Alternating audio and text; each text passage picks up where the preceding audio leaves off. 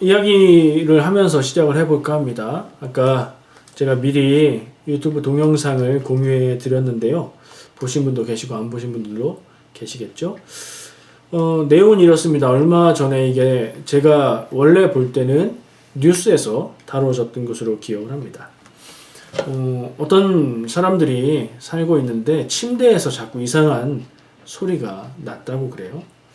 참다 못 참아서 검사를 해봤다는 거예요. 얼만큼 참았냐면 2년이나 참았대요. 2년이나 잠자는데 계속 침대 속에서 드르륵 드르륵 이렇게 긁는 소리 아니면 똑똑 이런 두드리는 것 같은 소리가 계속 났다는 거예요. 소리가 나서 너무 이상해서, 그리고 기분이 너무 이상해서 침대 소리 나는 부분을 탁 치면 소리가 멈췄다가 조금 있다가 다시 드르륵 드르륵 똑똑 이렇게 소리가 났다는 겁니다. 그래서 검사를 해봤더니 음향 전문가가 검사해보니까 이것은 나무의 빈 공간 속에서 나는 소리가 울리는 소리다. 그래서 짐작하기로 나무 속에 어떤 생명체가 있는 것 같다. 이렇게 얘기한 거예요. 실제로 MRI 촬영을 통해서 그 침대의 재료인 목재들을 검사를 해보니까 한 나무의 어떤 부분에 빈 공간이 보이고, 그리고 그 속에 애벌레 모양이 찍혔다고 해요. 그래서 그 부분을 잘라 보니까 진짜로 길이가 거의 3cm 정도 되는 애벌레가 살고 있었다고 합니다. 근데 더 놀라운 것은요, 이게 한 마리가 아니라 두 마리였다는 사실이고요. 그리고 아까 2년 전부터 소리가 났다고 했는데 그 침대를 산 지는 4년이 됐대요. 그 전 2년 동안에는 아무 소리도 안 났답니다. 근데 환경이 좀 변했대요. 조금 추운 방에다 놨다가 따뜻한 방으로 옮긴 뒤로 2년 동안 그 소리를 듣고 지냈던 거죠. 여러분들 같으면 어땠겠어요? 잠자는데 침대 속에서 소리가 난다는 건 소리가 큰 게 아니에요. 자려고 이렇게 누우면 머리맡에 귀 가까운 데서 드르륵 드르륵 긁는 소리가 났다는 거예요. 침대에서 그런 소리가 날 리가 없잖아요. 별 생각을 다 했겠죠. 그 주인공들은 영상에서 보듯이 우리가 잠들었을 때 침대 속에서 뭔가 나와서 우리에게 온다고 생각해 보니까 너무 끔찍했다. 그런 얘기를 해요. 근데 그게 뭐였는지 확인해 보니까 뭐 별것 아닌 일이었어요. 원목 속에, 원래 나무 속에 벌레가 있었던 거예요. 근데 벌레가 알 상태로 머물러 있다가 부화를 해서 애벌레 상태로 2년 동안 나무를 갉아먹으면서 살았다는 거죠. 저도 비슷한 경험이 있었습니다. 침대는 아니었고 오래된 얘기예요. 제가 한국에서 충남 아산시, 그때는 온양이라고 그랬었어요. 그러니까 아산시에 온양이라는 지역도 있는데, 온양 온천이 있는데 거기서 목회를 할 때였는데요. 건물의 지하가 예배당이었고 건물의 1층은 제가 거하는 사택 그리고 교육관으로 사용을 했습니다. 저 혼자 살았어요. 저 혼자 어느 날 자려고 자리를 깔고 누웠는데 침대가 없고 그냥 바닥에 담요와 이불을 펴고 자는 거죠. 누웠는데 머리맡 귀 쪽에서 드드득 드드득 소리가 나는 거예요. 이것도 얘기가 달라요. 한국 집의 방바닥은 뭘로 되어 있죠? 콘크리트로 되어 있습니다. 딱딱한 시멘트 돌이에요. 소리가 나서 너무 이상했어요. 그래서 이불을 걷고 소리가 나는데 귀를 대고 자세히 들었어요. 정말로 방바닥 속에서 소리가 났습니다. 드드득 드드득. 장판을 들춰봐도 아무것도 없고 그 속은 콘크리트고, 이거 뭐지? 혼자 자려고 하는데 잠이 깰 정도로 섬찟하고 이게 뭘까 하는 생각이 들었어요. 혹시 지금 상상하고, 보통 사람들이 원인을 모르는 것일 때 생각할 수 있는 그런 일들을 생각할 수 있었겠죠. 막 머리가 서는 느낌에 다른 집으로 가서 자야 되나 막 이런 생각도 들었고, 그런 생각을 하는 중에 저는 다시 졸리기 시작했어요. 졸리고, 이거 뭐 있어봐야 벌레 아니면 제일 무섭고 나쁜 경우라고 생각해봐야 귀신일 텐데 귀신이 나를 어떻게 하겠어? 그리고 그냥 잤습니다. 그날 밤에 무슨 일이 일어났을까요? 아무 일도 일어나지 않았습니다. 잘 잤습니다. 저는 왜 그런 원인을 확인할 수 없는 일에 대해서 두려운 마음이 들기도 했었지만 그것을 무시하고 편안하게 잘 수 있었을까요? 오늘은 저는 그런 생각을 해보게 되었어요. 말씀 제목이 뭐라고요? 믿음과 두려움이에요. 오늘 말씀은 월요일에 매일 말씀 묵상에서 함께 나누었던 그 내용을 좀 더 깊이 묵상하고 나누는 겁니다. 그때 그런 얘기 했던 기억나시죠? 질문해 볼게요. 여러분, 귀신이 있습니까? 귀신은 있어요. 사람들의 마음속에 있습니다. 그리고 성경 말씀에 귀신이 기록되어 있습니다. 그죠? 제가 이 질문을 가지고 여러 가지 생각을 하다가 여러 가지 생각이라는 게 성경에는 귀신이라는 존재들이 나오는데 왜 지금 내가 살고 있는 세상에서는 그것을 경험할 수 없을까?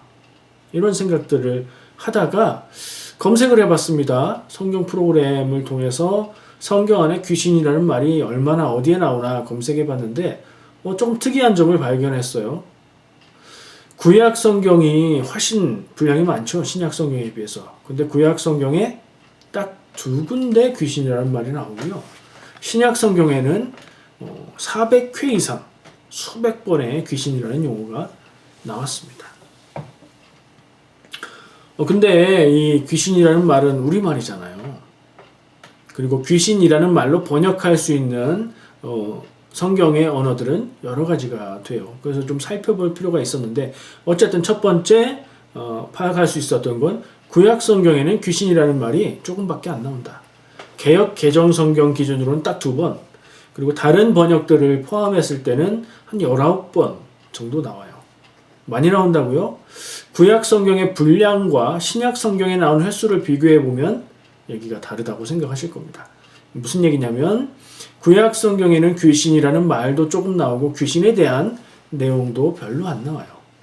근데 신약 성경 예수님의 시대에 가면 귀신이라는 말도 많이 나오고 귀신에 대해서 많이 다루고 있고 예수님은 아주 중요하게 이야기하고 계신다는 거예요. 구약과 신약이 귀신이라는 것을 이야기할 때에 조금 다르다는 것을 발견했습니다. 이걸 어떻게 생각을 해야 될까? 그런 생각으로 넘어가게 되지요. 아까 얘기한 개역 개정 기준의 그 2군데 말씀은 하나는 신명기 32장 17절이었는데 말씀을 읽어보니까 그리고 주석을 보니까 우리가 상상하고 생각하는 그 귀신이 아니라 우상, 이방 민족의 헛된 가짜 신을 귀신이라고 부르는 것이었어요. 우상을 가리키는 말이었어요. 그리고 또 한 군데는 스가랴 12장 2절 말씀인데 귀신이라는 의미로 볼 수 있어요. 근데 다른 한글 번역들, 개역개정 말고 다른 번역들에서는 더러운 영이라고 번역을 했습니다. 조금 느낌 다르죠?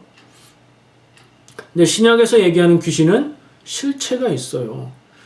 예수님이 귀신 들린 사람에게 가면 귀신이 예수님을 알고 예수님에 대해서 무슨 상관이 있습니까? 우리를 멸하러 오셨습니까? 뭐 이런 얘기도 하고 예수님이 네 이름이 뭐냐 물어보면 이름을 얘기하기도 하고 저를 저 돼지떼로 들어가게 해주세요라고 간청하기도 하고 막 그러죠. 실체가 있어요. 어떻게 받아들여야 될까? 성경 안에 하나님의 말씀인 성경 안에 왜 귀신에 대한 이야기들이 똑같지 않고 구약에는 거의 안 나오고 신약에는 많이 나올까? 구약 시대에는 귀신 없는 시대고 신약 시대에는 귀신이 활개치는 시대일까? 그러면 지금 이 세상은 우리가 볼 때 귀신 현상들이 왜 없는 걸까? 제가 없다고 표현하지만 전혀 없다고 단정하지는 않습니다. 제가 세상 모든 일들을 다 할 수 있는 것도 아니고 경험했다는 주장들도 있기는 있으니까요. 그렇죠? 근데 대체로는 그런 귀신 경험이 거의 없는 게 사실이잖아요. 왜 시대마다 이런 것들이 다를까 하는 질문을 해보게 됐습니다. 여러분은 어떻게 생각하십니까? 신약 성경에 나오는 귀신은 뭘 하나요? 예수님이 쫓아냈던 귀신은 뭘 하나요? 주로 예수님이 쫓아냈던 귀신은 첫 번째 사람에게 병을 일으키지요. 병을 일으키는 원인을 귀신이라고 말했습니다. 두 번째, 사람이 장애가 있는 경우에 그 귀신 때문이라고 말했습니다. 듣지 못하고 말하지 못하는 귀신이라고 예수님이 말씀하시는 부분이 있잖아요. 그리고 세 번째, 정신 이상을 나타내는 경우, 그 현대적인 관점에서 그 증상을 봤을 때 그런 경우에도 귀신이라고 얘기했어요. 무덤 사이에 거하면서 소리 지르고 자기 몸을 해하고 아주 큰 힘을 썼던 그런 사람의 경우가 그렇죠.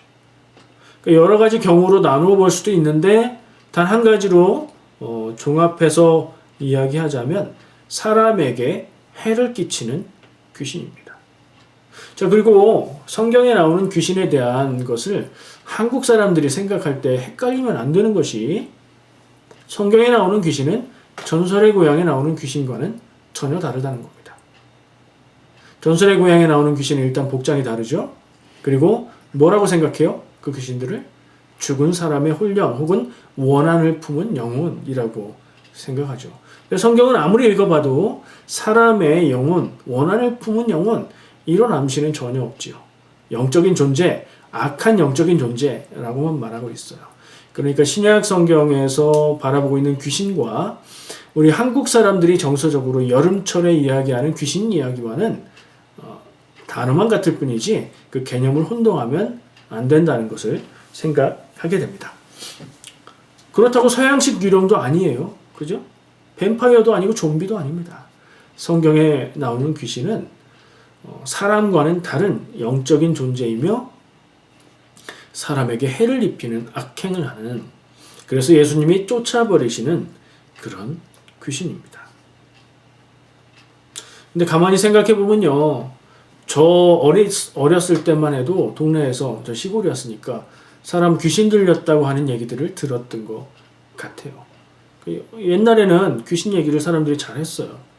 지금은요, 귀신 얘기하면 몇몇 사람들 빼고는 엉뚱한 소리 하지 말라고, 세상에 그런 게 어딨냐고 이렇게 얘기를 하는 세상이 됐어요. 이 질문, 귀신에 대해서 왜 구약 성경과 신약 성경이 말하는 것과 현대를 살아가는 우리의 경험이 왜 다르게 나타날까 하는 질문에 답하기 위해서 저는 귀신과 반대쪽에 있는, 대비되는 또 다른 어떤 영적인 존재인 뭐일까요? 귀신의 반대쪽에 있는 영적인 존재 맞춰보세요. 성경에 나오는 천사, 그죠? 천사에 대해서 생각을 해보았습니다. 뭐 비슷한 영적인 존재니까 방향만 다르고요. 생각해 보는데 역시 이제 구약과 신약을 검색해 봤습니다. 근데 구약을 보니까 천사라는 용어가 직접적으로 쓰인 경우는 많지 않고요. 근데 우리가 구약에서 천사라고 기억하고 있는 그 경우들을 보니까 하나님의 사자라고 기록하고 있어요. 이거 아시죠? 제가 라이언 얘기 안 해도 그거 아닌 거. 하나님이 보내신 메신저라는 뜻이에요. 그리고 말씀을 보면 이상하게 느낄 수도 있는데 사람이에요, 사람. 천사가 영적인 존재가 아니라 사람입니다. 그리고 가끔은 갑자기 그 존재가 하나님이기도 합니다. 구약 성경은 그래요. 그럼 신약 성경에서 천사는요? 굉장히 다른 점이 있는데 신약 성경의 천사는 이름이 있습니다. 구약에는 없던 이름이 신약에 가서 이름이 생겼어요. 이름이 생겼다는 건 체계화됐다는 거예요. 시대가 한참 지나고 나니까 귀신 그리고 천사 이런 생각들이 이전에는 생각하지 않았던 방법으로 어떤 체계를 갖추고 틀을 갖추고 사람들에게 그 생각으로 다가왔다는 것을 저는 볼 수 있었어요.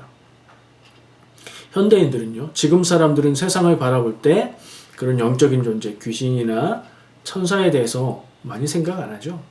우리의 삶의 경험이 영적인 차원에서 경험할 수는 있는데 일상에서 그것을 흔하게 경험하지 않기 때문에 그렇습니다. 저는 그렇게 봐요. 성경에서 귀신도 천사도 이야기하고 있지만 구약과 신약의 귀신과 천사가 내용을 생각해 보니까 좀 다르다. 근데 보통은 이걸 통합해서 생각하죠. 구약의 천사를 하나님의 사자를 읽으면서 신약의 영적인 존재, 이름이 있었던 그런 천사들처럼 생각할 수 있어요. 그렇게 읽을 수도 있습니다. 근데 저는 좀 구분을 해서 읽어본 겁니다. 그리고 귀신과 천사에 대해서 생각하는 이런 것들, 저는 저 나름의 결론을 내려보자면 각 시대마다 사람이 알 수 없고 파악할 수 없고 사람이 어떻게 할 수 없는 그런 현상에 대해서 부르는 이름이었다. 이렇게 생각을 해봅니다. 물론 그것으로 다 설명되지 않는 경우들이 있어요. 그래서 그 부분에 대해서는 제가 확정적으로 말하지 못하겠습니다. 근데 이거는 전적으로 제 주관적인 견해고 판단입니다. 성경과 세상을 다르게 보는 분들도 있을 거고 저는 그것을 존중합니다. 그러나 지금은 잠정적으로 그렇게 보고 있고요. 오늘 말씀 가운데 나누려는 얘기는 영적인 존재에 대한 귀신론 이런 게 아니기 때문에 여기까지만 나누고 넘어갈게요. 질문으로 가지고 가면 좋겠습니다. 제가 생각했던 그런 생각들에 근거해서 다시 질문을 해봐요. 귀신이 있는가 없는가? 귀신에 대한 현상이 있는 건가 없는 건가? 귀신이 존재하는 건가 아닌 건가? 이런 질문을 하는데 그 질문은 좀 바뀌어야 된다고 생각합니다. 무엇을 귀신이라고 부르는가로 바꿔 생각할 필요가 있다고 생각해요. 지금도 영적인 존재로 귀신이 있어서 만약에 지금도 영적인 존재인 귀신이 있어서 우리들을 성도들을 위협하고 괴롭힌다면 어떻게 해야 될까요? 여러분들 중에 귀신이라고 생각되는 어떤 영적인 존재의 경험을 하신 분도 계실 수 있어요. 그죠? 없는 분들은 만약에 나에게 그런 일이 생긴다면 어떻게 할까 한번 생각해 보시기 바랍니다. 제가 확신하는 것은요, 귀신이 있어도 하나님 안에서 예수 그리스도의 보혈로 구원받은 우리를 귀신이 해할 수 없다는 점입니다. 저의 개인적인 믿음의 고백이고요. 이런 믿음이 있기 때문에 저는 아까 얘기한 방바닥에서 이상한 소리가 나도 그냥 이건 소리에 불과해. 귀신일지라도 이것은 나를 어쩔 수 없어 라는 생각으로 편안하게 잘 수 있었던 것입니다. 자, 오늘 본문 말씀으로 가볼게요. 오늘 본문 말씀에서는 마태의 기록에 의하면 배를 타고 가다가 갑자기 배를 타고 가다가 풍랑을 만난 제자들과 예수님의 이야기를 씁니다. 왜 갑자기처럼 느껴지느냐? 다른 때 같으면 예수님이 저쪽으로 가자 이런 얘기도 할 거고 니들 먼저 가라 이런 얘기도 하는데 오늘 본문 말씀에는 그런 얘기가 없이 갑자기 배를 타고 가다가 풍랑을 만나요. 그리고 풍랑 만나서 이랬고 저랬고 얘기가 전혀 없이 풍랑 가운데 제자들이 예수님이 주무시는데 예수님을 깨우면서 말하는 내용만 나옵니다. 무슨 얘기냐면 풍랑을 만나고 뭐 이런 얘기들이 중요한 얘기가 아니라는 거예요. 그냥 배경이에요. 이 이야기, 이 기록에서 뒤에 나오는 더 중요한 주제, 핵심을 말하기 위한 배경을 깔고 있는 거예요. 그래서 너무너무 간략하게 얘기하고 넘어갑니다. 어쨌든 배를 타고 가다가 풍랑을 만났어요. 어디일까요? 어디라는 설명도 없어요. 그게 중요한 게 아니라.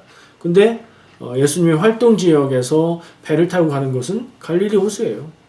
갈릴리 호수에 배를 타고 밤에 가는데 이동하는 거죠. 가는데 풍랑을 만났대요.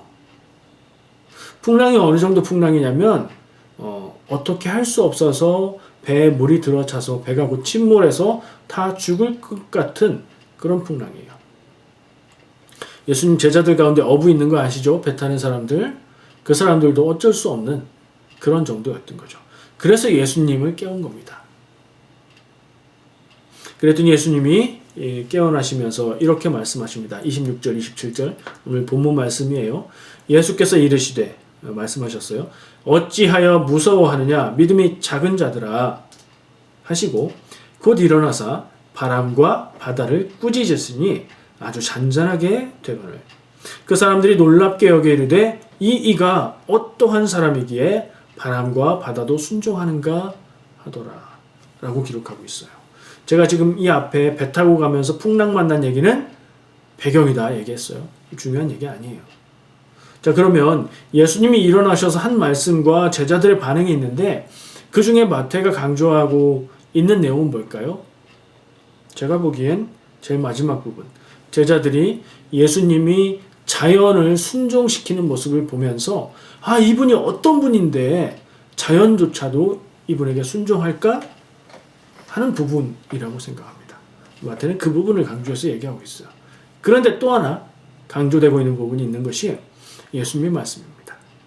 예수님은 일어나셔서 어찌하여 무서워하느냐? 야, 왜 무서워하냐? 무슨 얘기예요? 이유를 묻는 거예요? 질문하는 겁니다. 무서워하지 말라고 얘기하시는 겁니다. 그죠? 무서워하지 마라. 무서워하는 이유가 뭐라고 얘기하세요? 믿음이 작은 자들아. 너희들의 믿음이 작기 때문에 너희가 무서워하고 있다. 이렇게 얘기하십니다. 그리고 무서워하지 말아야 될 이유를 보여주시는 거예요. 바람과 바다를 꾸짖으사 잠잠하라 하시니 곧 바람과 바다가 잠잠해졌다. 예수님이 말로는 하지 않으셨지만 무서워하지 않을 이유는 뭐예요? 바람과 바다를 잠잠하게 하실 수 있는 내가, 주님이 함께 있는데 왜 무서워하는가 하는 얘기시죠. 제자들은 그걸 몰랐던 거죠. 그리고 무서워했던 거예요. 이게 왜 강조냐? 이건 예수님의 강조라고 저는 보고 있습니다. 마태가 이 이야기를 기록했고 예수님의 말씀도 기록했고 제자들의 반응도 기록했지만 예수님은 왜 무서워하냐? 믿음이 작구나. 이걸 강조하신 것 같고 마태는 그 내용을 기록하면서 제자들의 반응. 와, 이분이 어떤 분인데 자연까지도 순종하지? 라는 부분을 강조한 것 같아요. 이 부분을 중요하게 봐야죠. 보통은 사람들의 생각으로는 많은 이야기를 할 수 있어요. 갈릴리 지역의 지형이 어때서 이런 풍랑들이 나타나고 어부들이어서 배를 잘 몰 수 있었음에도 불구하고 죽을 뻔한 그런 큰 풍랑이었고 이런 다른 것들을 이야기할 수 있어요. 그리고 예수님이 바다를 꾸짖으시니 바다가 잠잠해졌다. 이런 거에 초점을 맞출 수 있는데 저는 이 초점, 중심을, 강조점을 그 두 군데 예수님의 말씀과 제자들의 반응에 두고 싶어요. 제가 이 말씀을 보고 깨닫고 느끼고 중요하게 생각하는 부분인 겁니다. 제가 이 말씀을 월요일에 말씀 묵상에서 나누면서 반비례라는 표현을 썼어요. 예수님의 말씀을 한번 생각해 볼까요? 어찌하여 무서워하느냐? 믿음이 작은 자들아. 너희들이 믿음이 작기 때문에 지금 이 상황에 무서워하고 있구나. 믿음이 커지면요? 안 무서워지는 거죠. 그래서 그 생각을 하면서 반비례라는 표현을 썼던 겁니다. 그리고 믿음과 두려움의 관계를 생각했어요. 오늘 이 말씀에서 저는 사실 그거 하나 강조하고 싶은 겁니다. 우리에게 제자들 얘기에서 우리의 이야기로 전환을 해서 생각해 볼 때 나에게 믿음이 있다면 그리고 믿음이 큰 믿음이 있다면 확실하게 믿는 믿음이 있다면 내 안에 두려움은 작아지고 사라지는 거죠. 내가 두렵고 불안하고 그런 이유는 뭐예요? 믿음이 작기 때문인 겁니다. 문제는 두려움의 대상이 아니라 문제는 믿음의 크기라는 겁니다. 내 믿음의 상태를 우리가 볼 필요가 있다. 저는 그런 교훈을 말씀 가운데 예수님이 강조하고 계신 것이라고 보고 나 자신에게 그리고 여러분들이 적용하시기를 바라는 겁니다. 자, 마태가 강조했다고 제가 말씀드린 부분, 이분이 어떤 분이냐? 어떤 분이긴 어떤 분입니까? 그리스도시죠. 그리스도는 누구예요? 구세주, 구원자, 하나님의 능력을 행하시는 분이지요. 그러니까 이렇게 행하는 거죠. 근데 제자들은 왜 이렇게 놀랐을까요? 예수님과 함께 동행하고 있었으면서 마태복음 8장이니까 사역의 초반이기도 했고 예수님을 완전히 다 아는 상태가 아니라고 생각할 수도 있고 그리고 이전에 행하셨던 귀신을 쫓고 병을 고치고 하는 사역과 자연을 말씀에 순종하게 만드는 능력은 차원이 다르다라고 생각했던 겁니다. 자연을 순종하게 만드는 능력은 누구만 한다? 하나님만 하실 수 있다. 이렇게 생각했던 거고, 그들은 아직 예수님을 하나님과 같은 분, 하나님의 능력을 행하시는 분으로 보지 못하고 있다는 얘기인데, 오늘 이 장면에서 그것을 깨닫고 생각하기 시작했다는 것이죠.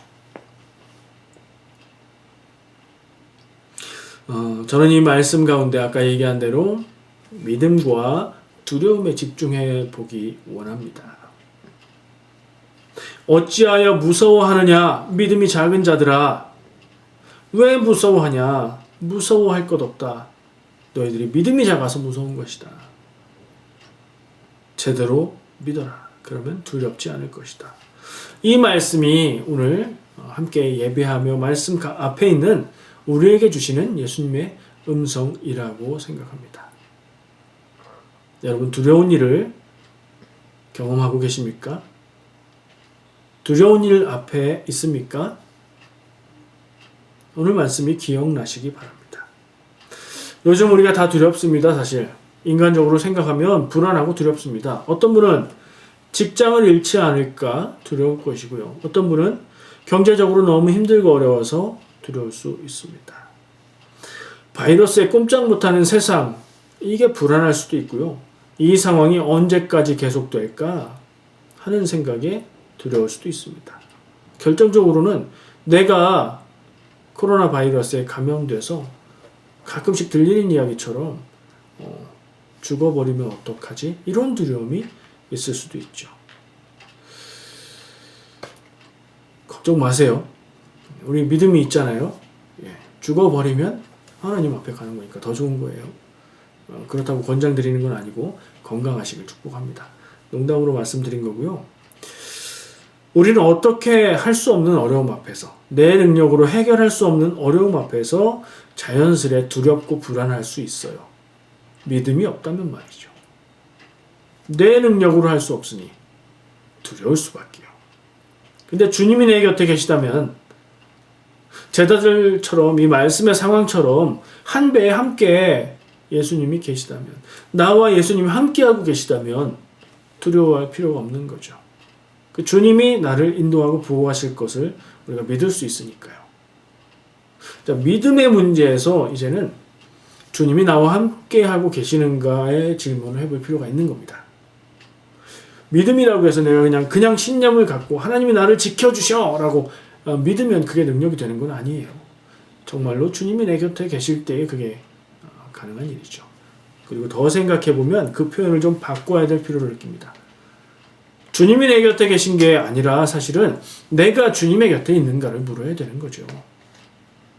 무슨 얘기인지 아시죠?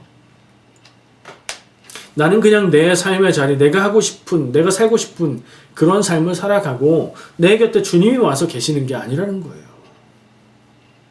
내가 주님의 곁으로 가까이 가는 삶을 살 때 우리가 주님 곁에서 주님께 간구하고 도우심과 주님의 능력을 힘입을 수 있고, 그리고 그것을 경험하고 믿음으로 두렵고 불안하지 않을 수 있다는 것을 생각합니다.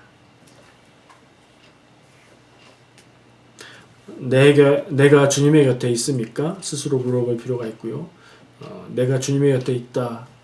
답이 나온다면 안심이죠. 믿음을 가지고 담대하게 살아가면 됩니다. 근데 아닌 것 같아. 이렇다면 불안해질 수밖에 없는 거죠. 어디로 가야 돼요? 주님 곁으로 가야 됩니다. 주님 곁으로 나가시는 삶이 되시길 축복합니다. 믿음이 커지면 두려움이 작아지고요. 믿음이 작아지면 두려움이 커집니다. 이것을 꼭 기억하시기 바랍니다. 두려움의 문제는 두려움 대상의 문제가 아니라 믿음의 문제라는 것입니다. 내가 사망의 음침한 골짜기로 다닐지라도 해를 두려워하지 않을 것은 주께서 나와 함께 하심이라. 주의 지팡이와 막대기가 나를 안위하시나이다. 많이 들어본 말씀이죠. 시편 23편에서 다윗이 하나님의 보호하심을 고백하는 믿음의 고백입니다. 이것이 우리의 고백이기를 바랍니다. 여러분의 인생이 다른 곳, 주님이 계신 곳에 있는 것이 아니라 주님 곁에 있기를 간절히 원하고 축복합니다. 그래서 여러분이 주님과 함께 있고 주님을 믿음으로 어떤 일을 만나도 두렵고 불안하지 않고 담대하시기를 축복합니다. 기도하겠습니다. 하나님 아버지 감사합니다. 오늘 말씀을 기억합니다. 나를 위한 말씀, 나를 향한 말씀으로 받아들입니다. 예수님이 말씀하십니다. 어찌하여 두려워하느냐 믿음이 작은 자들아.